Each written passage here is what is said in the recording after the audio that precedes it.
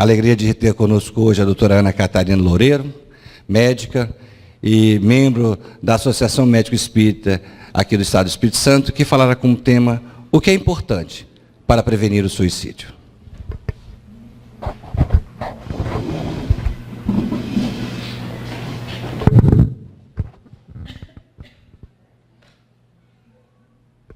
Boa noite.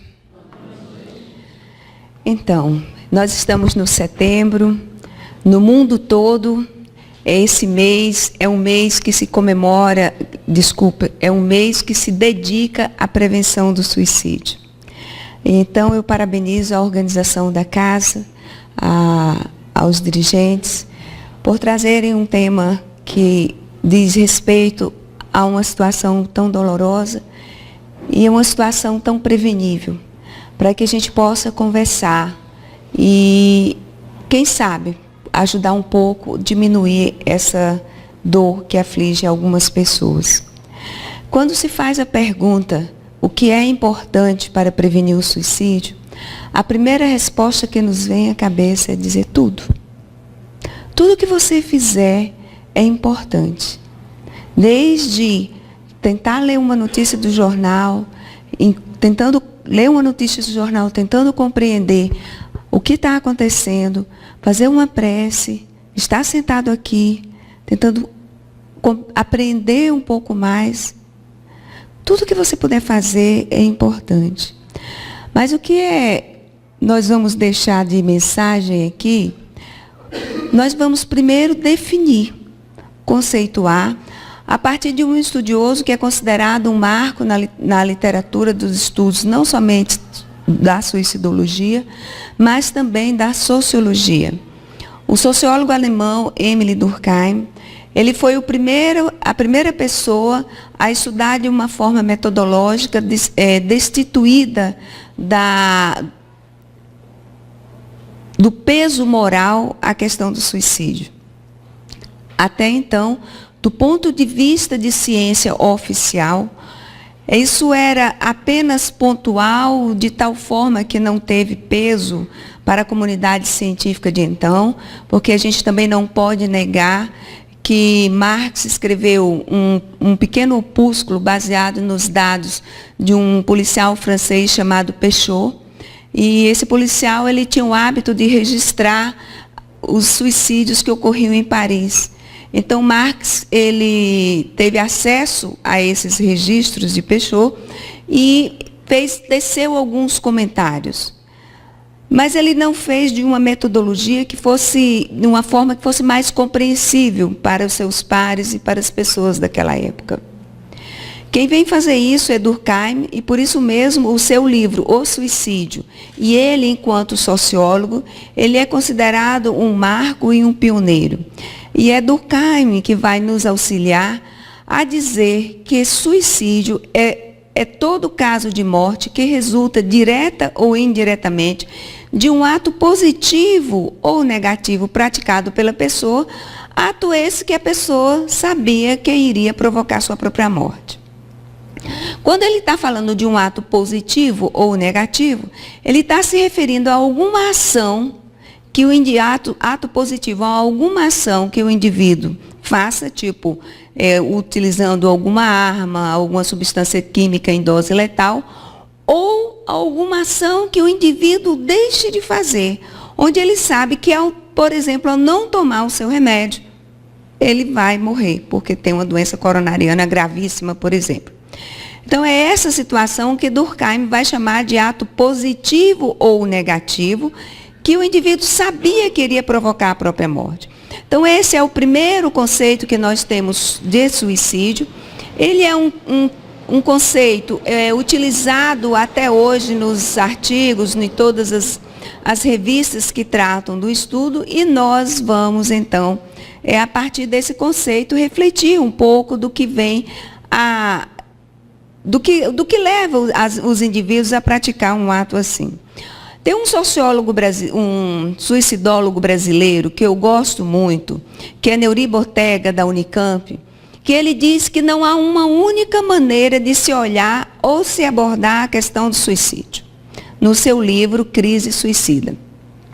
O Neuri é um grande pesquisador brasileiro, é uma pessoa que, junto com o José Manuel Bertolotti, eles são os nossos representantes na Organização Mundial da Saúde no que diz respeito a suicídio.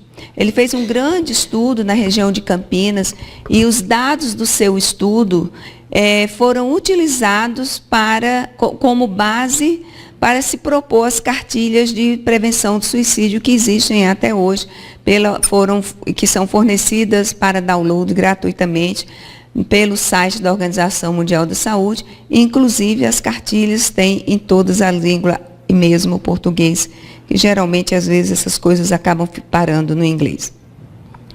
Então, se o Neuri nos chama a atenção, nos convida a abordar, a analisar, a ver essa situação de várias maneiras, então eu queria fazer um convite a todos nós para que a gente olhasse a questão do suicídio com este olhar. Não com o olhar do corpo físico, mas com o olhar que ele é capaz de ir muito mais além do que a aparência externa, com o olhar do coração, com o olhar da alma.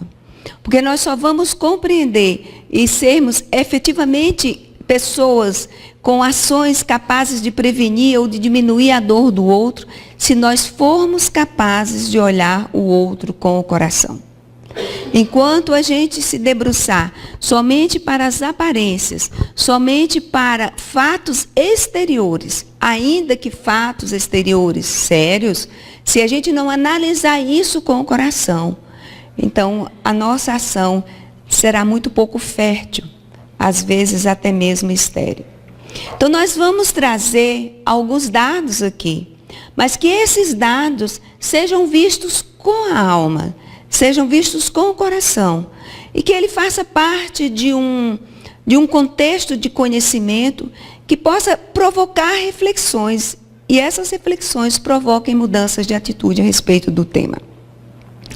Então, diante do convite, nós então trazemos os primeiros dados epidemiológicos, onde a Organização Mundial da Saúde, nessa publicação que saiu aqui em 2014, é a última publicação, uma das últimas publicações sobre dados epidemiológicos da OMS, ela vai dizer que o suicídio é a segunda causa de morte para os jovens entre 15 e 29 anos, que ocorre em torno de 800 mil suicídios por ano, isso representa um suicídio a cada 40 segundos, que 75% dos suicídios ocorrem em países de baixa e média renda.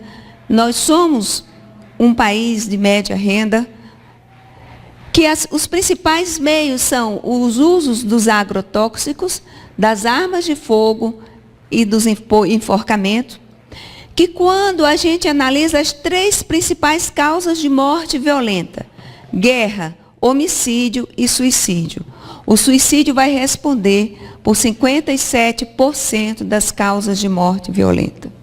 Portanto, morre-se no mundo mais por suicídio do que por homicídios e guerras, mesmo considerando as guerras que existem no Oriente Médio. Mas tem uma coisa muito interessante, ela vai dizer que os suicídios são preveníveis.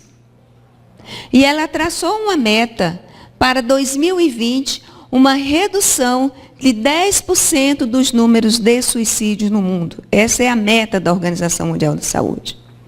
E para atingir essa meta, a Organização Mundial da Saúde tem convidado não somente os profissionais de saúde, mas ele tem convidado especialmente a população de um modo geral, a população leiga, a população religiosa, os líderes religiosos e comunitários. A organização tem convidado a todos para fazer parte dessa rede de prevenção do suicídio. Então, o que nós estamos fazendo aqui é atendendo verdadeiramente uma solicitação da Organização Mundial de Saúde, onde ela solicita que a gente esclareça da maneira mais simples possível as principais causas e as formas de prevenir o suicídio. E mostra o quanto todos somos importantes nessa rede. Analisando os dados de Vitória, os últimos dados que nós temos são de 2000, foram do ano de o acesso é de 2016, mas os dados ainda são os de 2014. O que nós temos é 28 por local, esses dados são por locais de ocorrência. Então, às vezes, o indivíduo se suicida numa cidade, mas se reside em outra. Então, esses dados eu trouxe local de ocorrência. Então, nós tivemos no ano de 2014, 28 suicídios na região de Vitória, 22 na Serra, 16 em Vila Velha, 11 em Cariacica, 6 em Guarapari, 5 em Viana. Então, não são números que a gente possa deixar de lado. Esses são os números da região metropolitana. Então, na verdade, no ano de 2014, nós tivemos 88 suicídios na região metropolitana de Vitória. Então, isso não é um fato que está distante de nós. Isso é um fato que está mais próximo a gente do que imaginamos. E eu tenho, diante desses dados, ainda uma notícia não muito boa para trazer. Apesar de eu ter trazido números, de certa forma não, números assustadores, na medida que se desencarna no mundo uma pessoa a cada 40 segundos por suicídio, e nós que somos espiritualistas e espíritas, sabemos o significado espiritual dessa situação, esses números ainda são subnotificados. São subnotificados porque algumas dessas mortes não são identificadas como sendo suicídio, porque o indivíduo, às vezes, chega no hospital após uma tentativa de suicídio, não morre imediatamente, ali ele fica numa internação prolongada e, às vezes, vem, por exemplo, uma pneumonia, uma septicemia, um choque séptico. Então, a sua causa imediata de morte acaba sendo o choque séptico. E se o indivíduo não for colocando secundário, até chegar em suicídio, esse fato desaparece das estatísticas. Essas estatísticas são subnotificadas também porque existe um grande preconceito. Apesar de toda a evolução que nós temos, de toda a divulgação, de tudo, de todas as redes sociais, ainda existe um grande preconceito e uma grande vergonha da família dos chamados sobreviventes. Porque quando se trata de suicidologia, a gente chama de sobrevivente aqueles familiares e amigos que são contatos diretos daquelas pessoas que faleceram por suicídio ou tentaram suicídio. Eles são os enlutados e são os sobreviventes, não somente aqueles que tentaram e não conseguiram. E é bom que se diga, que se lembre, que os sobreviventes ou os enlutados, eles passam então a fazer parte do grupo de risco para cometer suicídio. E que cada suicídio, ele deixa entre 6 e 8 enlutados. Então, 6 a 8 pessoas são atingidas, no mínimo, pelo suicídio de uma pessoa. Então, para cada suicídio, temos pelo menos 6 pessoas, considerando por baixo, enlutados. Então, se nós arredondarmos isso aqui para 90, só para efeito de cálculo, e considerarmos no ano de 2014, nós tivemos 500, somente na região metropolitana, nós tivemos 540 pessoas enlutadas por suicídio, e são 540 irmãos nossos que passaram a fazer parte do grupo de risco.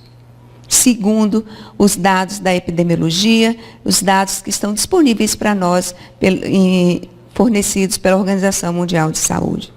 Então, nós precisamos também olhar muito para essa população, para essa pessoa, porque o sofrimento existe e é real. E não precisa ser somente o pai, a mãe, o cônjuge, o filho. O sofrimento, às vezes, é um amigo muito próximo. E quando o suicídio é de uma pessoa famosa, de alguém que tem uma liderança naquela região, eles dizem, as pessoas que estudam o enlutamento, que esse número de pessoas pode chegar até 30 pessoas. Então, são dados impactantes e que nós precisamos nos debruçar sobre eles com aquele olho, com aquele olhar, com o olhar do coração. E aí fica a grande pergunta: por que que alguém então faz essa escolha? Se nós estamos diante de uma época em que nós temos disponíveis tantas coisas para a gente, por mais dificuldades econômicas, financeiras que nós estejamos passando, mas nós temos disponíveis agora informação, um acesso ainda que bastante precário ao sistema de saúde. Tem algumas coisas bastante interessantes, outras bastante precárias. Mas quando a gente olha historicamente o que tinha a sociedade há 50 anos atrás e o que temos agora, ganhamos em muitas coisas. Então, o que acontece que o indivíduo faz essa escolha? O que é unanimidade em todos é dizer que o indivíduo, quando está com esta dor e que ele escolhe o suicídio, ele está dizendo: socorro, eu não consigo mais viver com essa dor. A dor é tão grande que ele não consegue mais ver alternativa para a sua dor. Ele acha que nada do que se for feito vai aliviar a dor. Então, que a única saída para o alívio da sua dor é a morte.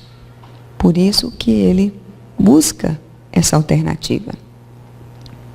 E a nós, enquanto cuidadores, cabe então mostrar para esse indivíduo que sim, que existe uma saída.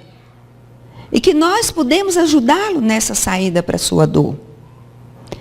E o indivíduo que nós estamos falando é também aquele indivíduo que usa meios aparentemente não letais para cometer o suicídio. Porém, infelizmente, e como profissional da área de saúde, eu fico muito triste ao ter que relatar que os nossos atendimentos nos prontos-socorros, as pessoas que tentaram suicídio ainda são muito precários. E não é incomum os nossos queridos pacientes sofridos dizendo para a sociedade que ele não aguenta viver com a dor, quando ele chega nos prontos-socorros, ele escuta, entre aspas, pérolas tipo: se você quisesse morrer mesmo, você devia ter feito isso, isso, isso e isso. Aí dá a receita de bolo, na dose certa. Ou tipo assim: eu estou tão ocupado querendo salvar a vida de quem quer viver e agora eu estou perdendo tempo com você. Ainda que isso seja uma realidade muito dura para a gente, sobretudo que é da área da saúde, ter que estar aqui dizendo, mas eu também devo dizer para vocês que a nossa formação não é adequada no que diz respeito à questão do suicídio. E ela não é adequada em nenhuma das áreas da saúde que nós temos. Nem na equipe, nem na formação médica, nem na formação da enfermagem, nem na formação da assistência social e nem na formação do psicólogo.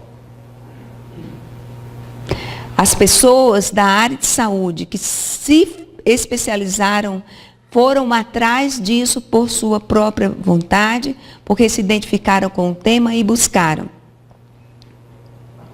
Então, são pessoas que também precisam da nossa oração, da nossa empatia. E não é essa oração e essa empatia, não é nenhum sermão. Mas se você é profissional de saúde, se você é um familiar, se você está ao lado e ouve alguém dizer isso, não cabe o sermão. Mas cabe você chegar para quem sofre e dizer: como vai você? Posso te ajudar?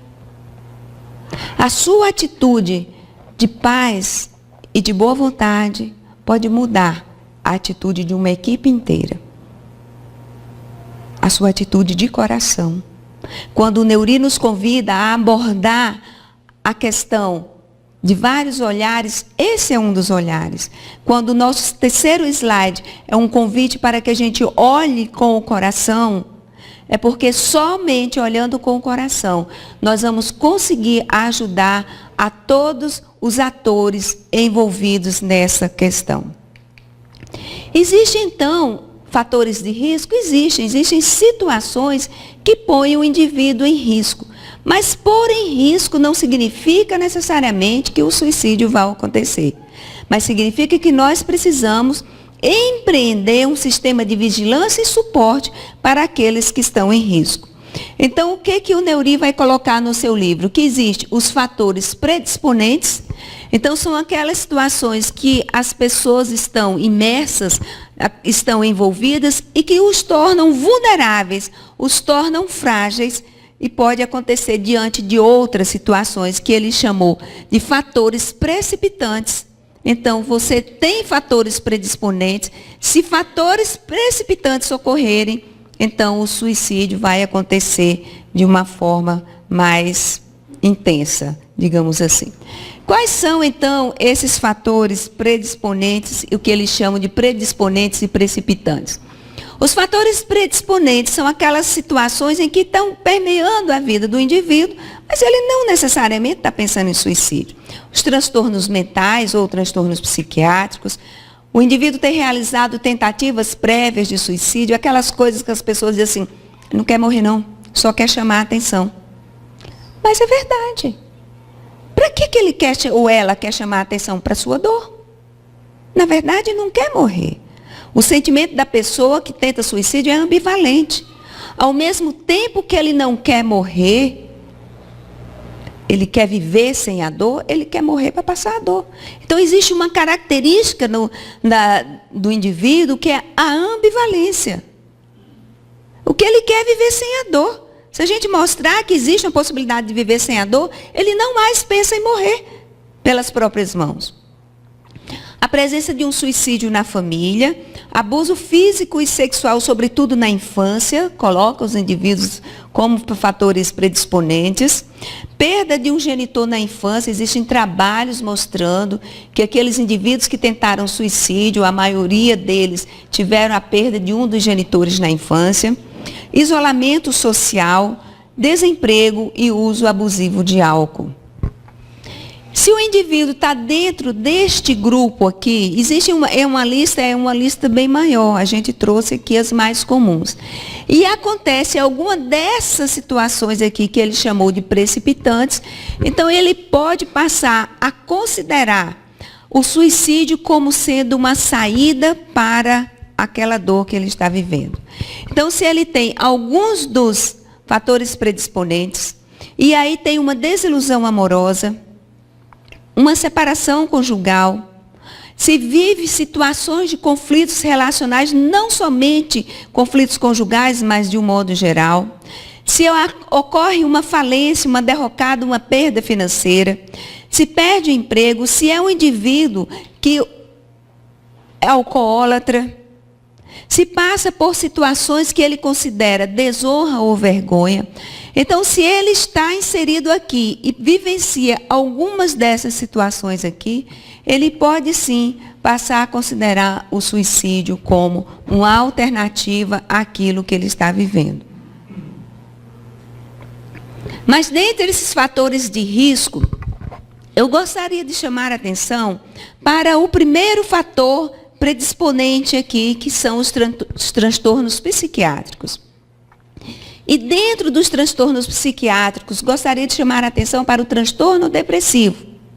Embora a depressão não seja o assunto da nossa conversa, mas todas as vezes que se fala em suicídio, nós não podemos deixar de dar uma informação a mais a respeito do transtorno depressivo. E é interessante, entre aspas, que no final do século XX, né, lá no 1998, 99 por aí, o Divaldo disse numa palestra que a Joana de Ângeles estava pedindo para ele falar sobre depressão, porque a depressão seria o mal do século XXI. 17 anos depois que nós entramos no século XXI, nós temos as informações das nossas instituições de saúde de que a depressão, que o transtorno depressivo, ela é a primeira causa de afastamento de carga global de doença, tanto em pessoas do sexo masculino quanto em pessoas do sexo feminino, tanto nos países de alta renda, quanto nos países de baixa e média renda. Então, o ano passado, a Organização Mundial de Saúde, ela dedicou um encontro só para tratar sobre depressão. E deles definiram, nesse encontro que aconteceu em outubro, se eu não estou enganada, na Suíça,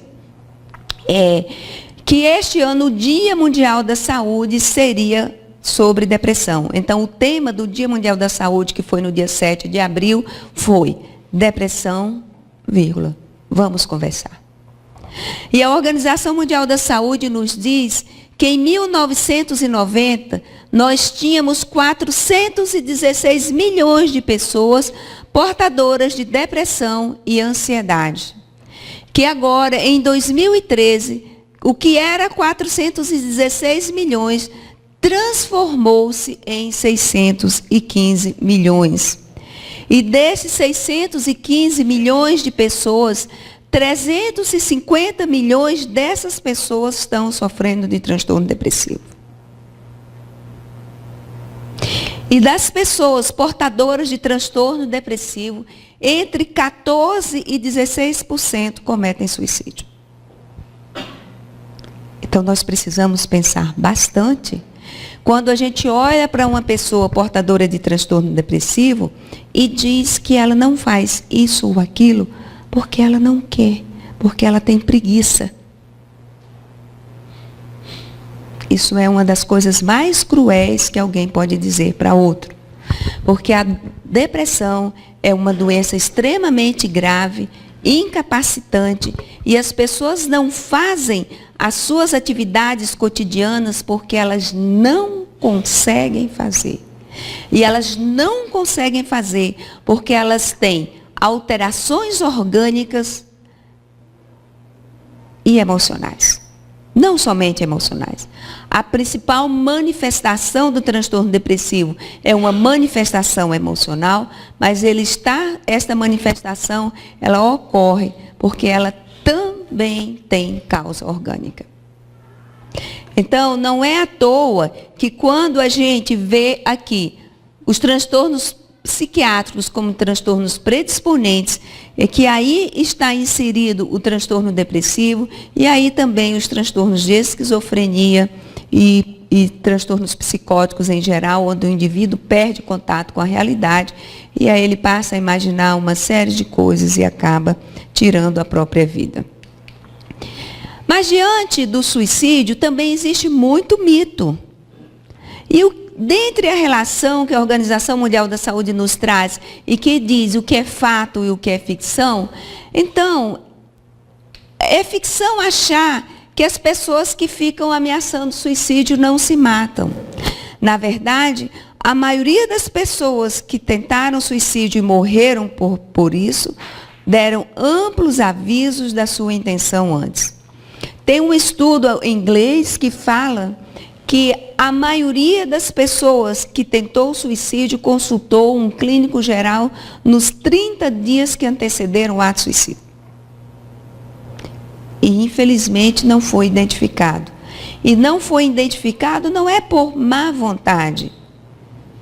É porque, às vezes, não é fácil mesmo identificar a intenção suicida na pessoa. É ficção achar que quem quer se matar, se mata mesmo. As pessoas que pensam em se matar, eles têm sentimentos ambivalentes. Nós falamos sobre isso agora há pouco. Achar que uma melhora após uma crise significa que o risco de suicídio acabou. Somente um profissional de saúde mental que acompanha aquele paciente vai poder dizer com alguma margem de segurança se o risco acabou ou não. Porque às vezes a melhora após a crise, o indivíduo adquire energia e força suficiente para executar aquilo que ele tinha planejado e ele não tinha coragem de fazer antes. Dizer que nem todos os suicídios podem ser prevenidos, 90% dos suicídios podem ser prevenidos. E achar também que uma vez suicida, para sempre suicida, embora ele faça parte de um grupo de risco, quando adequadamente tratado, o pensamento suicida pode nunca mais passar a fazer parte da vida daquele indivíduo.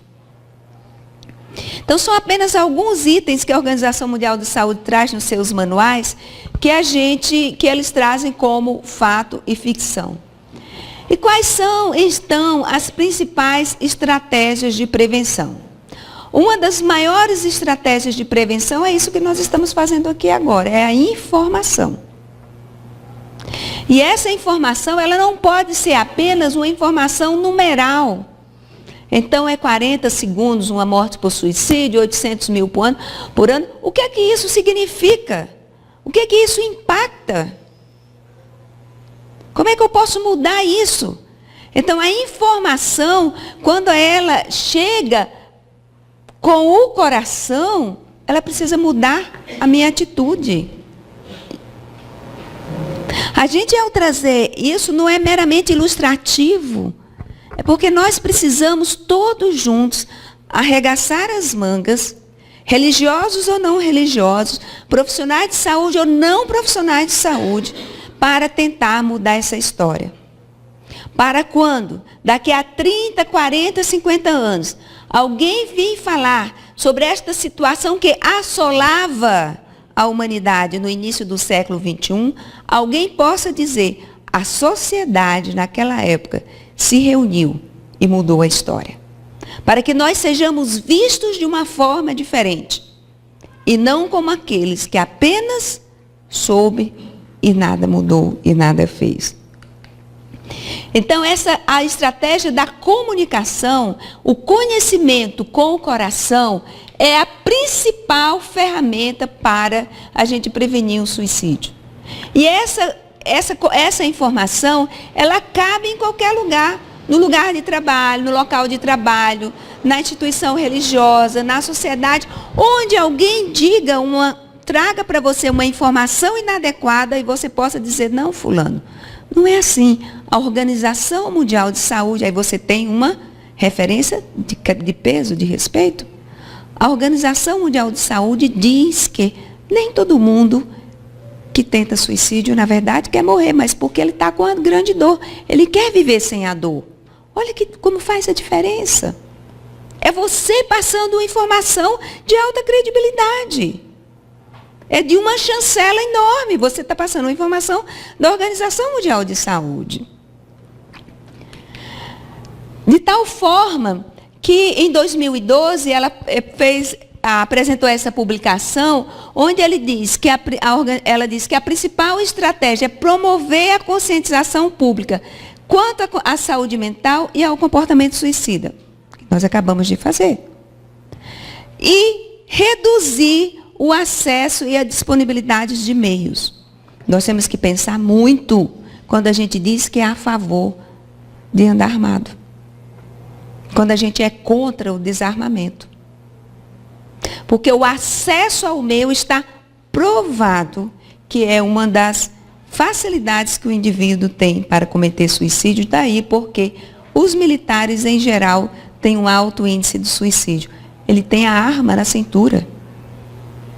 Vindo que se tenta suicídio, em 90% deles o fazem de forma impulsiva, que é outra característica do indivíduo que tenta suicídio. A ambivalência, quer morrer, mas quer viver, a impulsividade e a rigidez. A rigidez no sentido que ele não consegue ver a alternativa. É como estar nesta sala e não ver janelas e portas. Está fechado, claustrofóbico, eu tenho medo de claustrofobia, não consegue ver. Está rígido, não consegue olhar, não consegue se virar. Então não consegue ver nada além do que sua própria dor. Essa é a rigidez que se fala do pensamento suicida. Existem diversas instituições que se dedicam à prevenção do suicídio no mundo inteiro. Existe a IASP, que é a Associação Internacional de Prevenção do Suicídio, que juntamente com a Organização Mundial de Saúde, destinou o dia 10 de setembro como o Dia Mundial de Prevenção do Suicídio. E este ano, o lema do dia 10 de setembro é "Doe um minuto, mude uma vida". Para que a gente possa conversar. Um minuto que a gente converse com alguém que está na iminência de cometer o ato suicida, pode mudar. Tem um relato de um bombeiro que estava socorrendo um indivíduo que ia pular de uma altura, e que ele chegou para a pessoa e conversou e perguntou: você tem filhos? Tenho. E você gostaria que o seu filho passasse a fazer parte do grupo de risco? Porque se você se jogar daí, o seu filho, doravante, passa a fazer parte do grupo de risco daqueles que vão tentar suicídio. A pessoa passou, parou e desceu. Foi 1 minuto. Uma estratégia bem feita. Um treinamento. Então, por isso que a IASP pede para a gente doar 1 minuto para mudar uma vida. Aqui está o site da IASP. Esse banner está disponível para download, para quem quiser colocar onde vocês acharem importante. Tem diversas línguas, inclusive o português. Os Estados Unidos, todo ano, ele faz uma conferência sobre suicídio. Então, esse ano foi a 50ª conferência de suicidologia. Então, há 50 anos, os Estados Unidos vem fazendo um grande evento de prevenção do suicídio. Existe na Europa a Aliança Europeia contra a Depressão. E aqui no Brasil nós temos o nosso querido CVV, que há 50 anos pergunta: como vai você? Atende 24 horas ininterruptamente. E atualizando, se modernizando no seu atendimento. Não mais somente por telefone, mas também via chat, computador. Porque eles perceberam que muitos jovens e adolescentes, eles dizem pelo chat coisas que eles não diriam ao vivo. E todo ano o CVV treina voluntários. E é uma instituição sem fins lucrativos e sem renda própria. Faz como a gente das instituições espíritas, jantares, chás, para manter, e os voluntários vão lá sem nenhuma renda, dão um plantão de 4 horas para atendimento, após um treinamento adequado. Porque para a prevenção do suicídio, não basta boa vontade, é preciso capacitação. E é bom que nós saibamos que hoje o CVV, uma instituição sem uma orientação religiosa definida exatamente para acolher a todos os que sofrem, mas ela foi criada por 5 jovens espíritas. Tá? E a espiritualidade é um fator de proteção? Sim. Vários estudos têm mostrado a espiritualidade como fator de proteção do suicídio.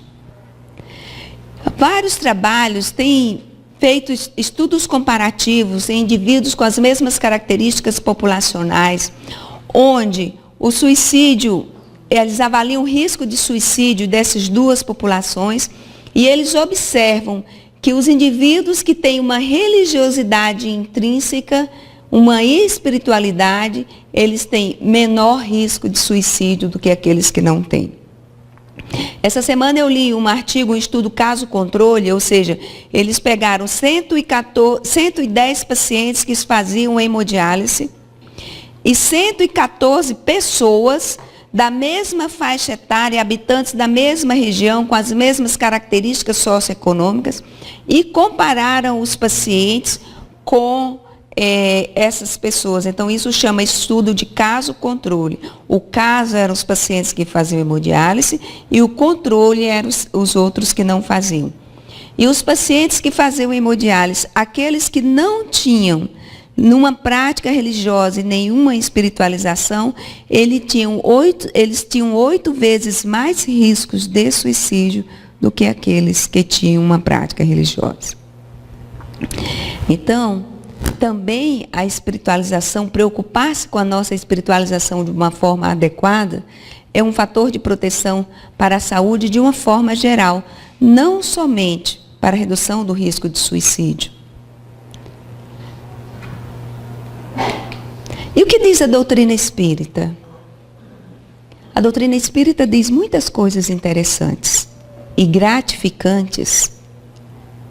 Aquele livro, O Suicídio, que eu trouxe nos nossos slides iniciais, foi de 1897. O Livro dos Espíritos é de 1857, 40 anos antes. E Kardec já faz aos espíritos perguntas a respeito de suicídio. E ele vai abordar e analisar a questão de uma forma muito interessante. E eu convido que nós olhemos as informações espíritas, como nos sugere Emmanuel, nesse trecho do item 122 do livro Pão Nosso, quando ele diz que luta-se contra o crime, mas ampare-se a criatura que se enredou nas malhas tenebrosas do crime. O suicídio ele é analisado como uma grande falta pela doutrina espírita. Mas prestem atenção, quando vocês lerem, como é que os espíritos tratam aqueles que se suicidaram. Não é passando a mão na cabeça. Não é sendo paternalista, dizendo, tadinho, que pena que você suicidou. Não é tirando de ninguém a sua responsabilidade. Mas prestem atenção. Uma coisa é analisar o ato. É o maior ato de rebeldia da criatura contra Deus. Mas o rebelde é um doente. E todo doente precisa de tratamento. Então, no livro Os Fundamentos Espíritas, que se contrapõe à ideia do suicídio, nós vamos encontrar no Evangelho segundo o Espiritismo, no capítulo Justiça das Aflições, se eu não estou enganada, onde tem um tópico que, com toda certeza, se chama suicídio e loucura. Então, ele vai dizer que se contrapõe à ideia do suicídio a certeza de uma vida futura. Lembra o que nós falamos, que o indivíduo não quer morrer, ele quer viver sem a dor? Então, se a gente tem certeza da vida futura, e eu quero viver sem essa dor, e o meu corpo vai desintegrar, mas a minha alma vai continuar, então a dor não vai passar. A certeza de que abreviando os meus dias, eu vou chegar a um resultado oposto do que eu esperava. Eu não vou deixar de sofrer, eu vou continuar sofrendo. Porque eu não resolvi o problema. A certeza de que o suicídio é um obstáculo, que no outro mundo a gente vai se reunir aquelas pessoas que foram antes da gente, que é objeto das nossas afeições. Então, algumas pessoas tentam o suicídio porque quer encontrar o ser amado do outro lado. Ele só se afasta, e é isso que a doutrina espírita nos traz. E, sobretudo, a doutrina espírita nos traz a indisponibilidade da vida. A vida nos foi dada por Deus, e só Ele sabe e cabe nos tirar. Só Ele sabe o tempo certo, e só a Ele o momento da gente ir. Esses são os principais fundamentos. No Livro dos Espíritos, nas questões 943 a 957, Kardec vai fazer essa análise muito interessante e em muitos tópicos muito parecidos com o que Durkheim faz. Porque Durkheim ele vai falar da importância da religião, da importância do contexto social onde o indivíduo está inserido, da relação que esse indivíduo tem com a sociedade e consigo mesmo. Então, ele vai fazer essa análise do ato suicida de uma forma sociológica, trazendo muitas coisas que estavam aqui colocadas por Kardec. Falando também da questão da saúde, do transtorno mental. Então, Kardec vai falar da origem como sendo um desgosto da vida. Quem está deprimido, está satisfeito com a vida ou está desgostoso da vida? Hein?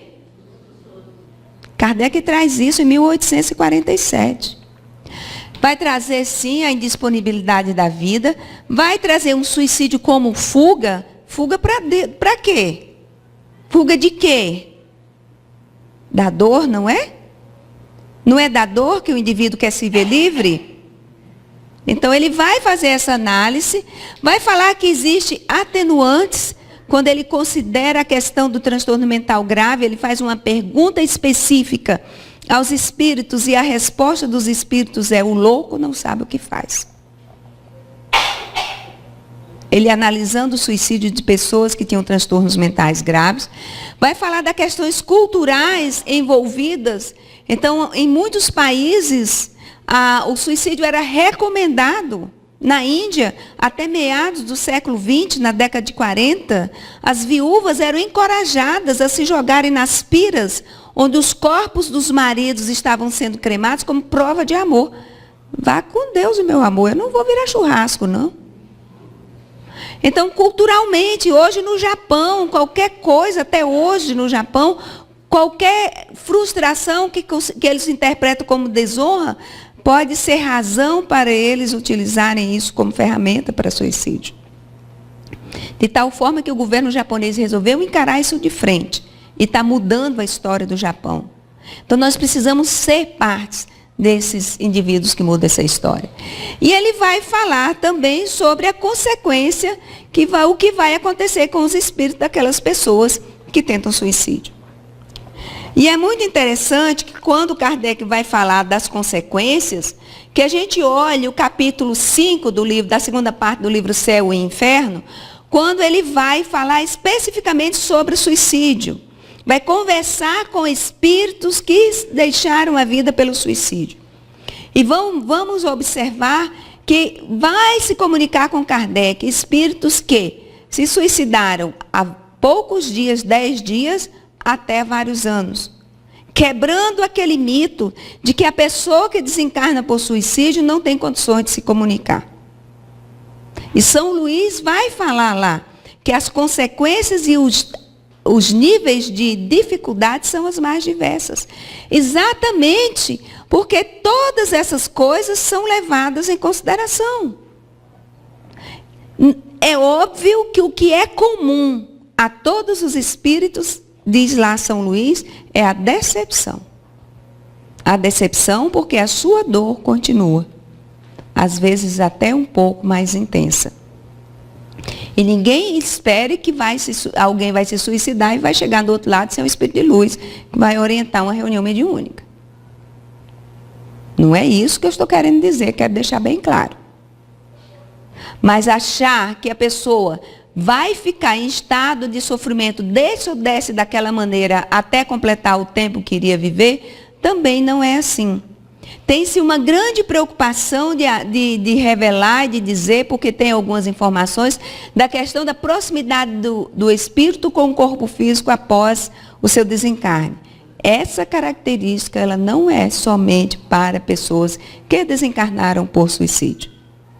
É uma característica a todas as pessoas que são extremamente apegadas ao corpo físico, que têm dificuldade de se afastar do corpo físico após o desencarne. Então não precisa ninguém ficar preocupado com isso, com relação ao suicídio. Vamos nos preocupar em evitar que chegue do outro lado pessoas que deixaram a vida pelas próprias mãos. Efetivamente, como é que eu posso ajudar enquanto ser social, enquanto indivíduo? Primeira coisa, qualquer ameaça precisa ser levada a sério. Qualquer que seja. Não é para você sair se desesperando, procurando uma internação psiquiátrica, mas conversa com a pessoa, tenta, como diz lá no Nordeste, assuntar em que pé as coisas estão. Não emitir julgamento. Ah, mas se eu fosse, mas isso é bobagem. Isso eu tiraria de letra. Você tiraria de letra. Ela não. Ela não está tirando de letra. Está doendo demais. Então não vamos emitir julgamento. Não desafie, nunca, jamais, em tempo algum, a pessoa. Ah, se você quer se matar mesmo, está aqui a faca ou o revólver. Ô, gente, isso pode acontecer na sua frente. E nunca mais você se recupera disso. Nunca mais você vai esquecer essa cena. Porque vai ser inesquecível. Porque no transtorno emocional que o indivíduo está, ele cria coragem naquele momento. Não desafie nunca. Escute atentamente. Escute com o coração. Lembram que nós trouxemos já o coração? Escute com o coração. Tenha calma. Tenha empatia com a dor do outro. Empatia não é sentir a mesma dor, mas é entender que está doendo. Se nós, profissionais de saúde, fôssemos sentir a dor do nosso paciente, a gente morria, né? Mas é preferencialmente que nós sejamos empáticos com aquela dor. Eu sei que tem colegas que não conseguem exercer empatia, mas nós, preferencialmente, deveremos ser empáticos. Entender que aquilo dói, que aquilo é um sofrimento que não seria para mim, mas é para outro. E ter foco nos sentimentos da pessoa. Essas pequenas ações, elas vão fazer uma grande diferença. E, sobretudo, se o indivíduo diz para você que ele resolveu que ele vai se suicidar, que ele já comprou o veneno, que ele já comprou a arma, que ele vai fazer isso do dia tal, que ele já deixou a carta de despedida, esse indivíduo precisa de vigilância 24 horas. E aí não pode guardar segredo. Tem que chamar a família. Ah, mas não quero que ninguém saiba. Não, quem é que você quer que eu chame? Quem você quer que eu chame? Não vai ficar mais sozinho. Ele precisa de vigilância 24 horas.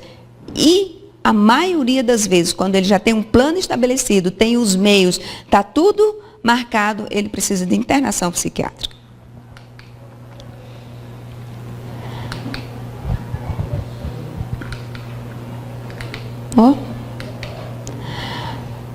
Do ponto de vista de medicina terrena, a pessoa vai precisar, se ele tem um risco alto, de tratamento psiquiátrico e psicoterápico. Não se sai de uma situação dessa sem medicamento e sem uma psicoterapia para entender o processo. Só medicamento não resolve, medicamento não muda sentimento, não dá compreensão. Então, a psicoterapia vai ajudar o indivíduo a compreender e a lidar melhor com sua dor, com as suas frustrações, com as suas dificuldades. Isso não se encontra em cápsula, isso não se encontra em comprimido, isso não se encontra em injeção, isso não se encontra em eletroconvulsoterapia. Então, precisa da psicoterapia. Suporte social é importantíssimo. Ele saber que pode contar com as pessoas da família ou com os amigos, se não tiver familiar. Tratamento espiritual de acordo com a religião do paciente. O objetivo não é espiritizar o mundo. Se ele veio a instituição espírita buscar ajuda, é porque ele quer uma ajuda à luz da doutrina espírita. E nós não podemos negar isso a ninguém. Ele está na casa espírita porque ele quer a luz da doutrina espírita, seja qual for a religião dele. Ele passou dos portões para dentro e disse, eu quero ajuda, então ele quer a luz da doutrina espírita. Agora, é no seu ambiente de trabalho, é no seu convívio social e ele vem, que religião que você é? A não ser que ele diga, como é que é lá na casa espírita que você frequenta? Eu estou assim, assim, assim, estou precisando de ajuda. Então, nós não podemos negar. E à luz da doutrina espírita, o que é que nós temos? É o que a gente chama de terapia complementar espírita. Terapia complementar e não alternativa. Porque quando a gente fala de terapia alternativa, é isso ou aquilo. Terapia complementar, não. Tem os medicamentos necessários, tem a psicoterapia, e nós vamos ajudar, vamos complementar isso com o nosso acolhimento adequado na instituição, orientando e instalando, se ainda não tiver o culto no Evangelho no lar. Gente, nesses tempos conturbados que nós estamos vivendo, é um fator de risco muito grande não ter culto no Evangelho no lar. É um fator de risco muito grande. É igual você ter uma casa no Reis do Chão de portas escancaradas. Qualquer um pode entrar. Passes, água fluidificada, para reabastecer energeticamente aquele corpo, aquele perispírito, e o tratamento espiritual não só para o encarnado, mas para os desencarnados, que em quase 100% das situações estão potencializando aquela ideação suicida. Porque nós sabemos o que somos hoje, mas nós não sabemos o que fomos ontem. Muitas vezes o bonzinho que nós somos hoje, o melhor que nós somos, é o que nós estamos. Imagine o nosso passado, às vezes nós deixamos a retaguarda adversários. Então eles nos acompanham. E a terapia espiritual vai ajudar a esclarecer aquele espírito, aliviando a carga do encarnado, ao mesmo tempo que reabastece aquele indivíduo. Encaminhamento para o CVV, orientar para que ele possa buscar os meios disponíveis para que o CVV tem. Onde a instituição espírita não tem atendimento 24 horas, mas o CVV tem e atende a todo mundo. Na Associação Médico Espírita, nós temos desde 2015 um grupo de pessoas que estão dedicadas a ações de prevenção do suicídio. Esse grupo é chamado de Projeto Ivone Pereira e nós temos o grupo chamado GAPS, eu já vou explicar para vocês. O objetivo do Projeto Ivone é desenvolver atividades voltadas da prevenção do suicídio. E essas atividades são capacitação para voluntários do atendimento fraterno das instituições espíritas, palestras públicas, o que eu estou fazendo hoje aqui é pelo Ivone, seminários, quando são solicitados. Nós temos uma reunião voltada, exclusiva, uma reunião mediúnica de oração, irradiação e atendimento às pessoas que estão pensando em suicídio e os espíritos que já se suicidaram, que isso é chamado prevenção e pós-venção. A prevenção é quando se ora para quem está encarnado e a pós-venção é o atendimento pós-tentativa de suicídio. E há 3 meses começou a funcionar na Associação Médico Espírita o GAPS. O GAPS é o grupo de apoio a pessoas enlutadas pelo suicídio. Neste momento, o atendimento do GAPS está voltado para o enlutado. A associação ainda não está estruturada para atender o paciente que tentou o suicídio e não morreu pelo fato. Então, repetindo, nós não estamos estruturados para o atendimento do paciente ainda. Nós almejamos chegar lá um dia. Nesse momento, nós estamos atendendo os familiares e amigos que se sentem enlutados pelo suicídio ou pela tentativa. Então, é uma reunião que ocorre mensalmente, na primeira segunda-feira de cada mês, na Federação Espírita, e a reunião começa às 20 horas. Para participar da reunião, os acolhidos não precisam ser espírita, mas eles vão ser acolhidos à luz da doutrina espírita, porque nós somos uma instituição espírita. Tá? Portanto, chegando ao finalmente da nossa conversa, porque o tempo já nos convida ao encerramento, eu deixo aqui algumas falas. E uma delas é do Padre Anselmo, no livro Memórias do Suicida, onde ele nos conclama: orai e afianço-vos, acreditai, que tereis começado forçosamente a programação das ações que devereis realizar para a confirmação do vosso progresso. É um apelo que o Padre Anselmo nos faz para que a gente ore pelas pessoas que deixaram esta vida pelo suicídio. E eu amplio o pedido do Padre Anselmo, numa ousadia sem fim, que oremos também para quem está pensando, para que eles não sofram tanto quanto.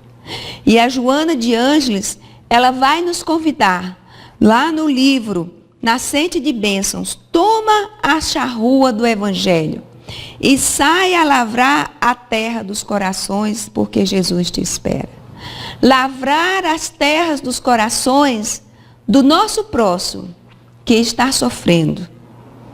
Mostrando para ele que aquele terreno que agora é árido, que ele acha que não vai ser capaz de produzir nada, de tanta dor, de tanto sofrimento, que nós somos capazes, nós estamos dentro das nossas possibilidades, dispostos a ajudar e, quem sabe, tornar aquele terreno tão fértil que possa produzir belos frutos.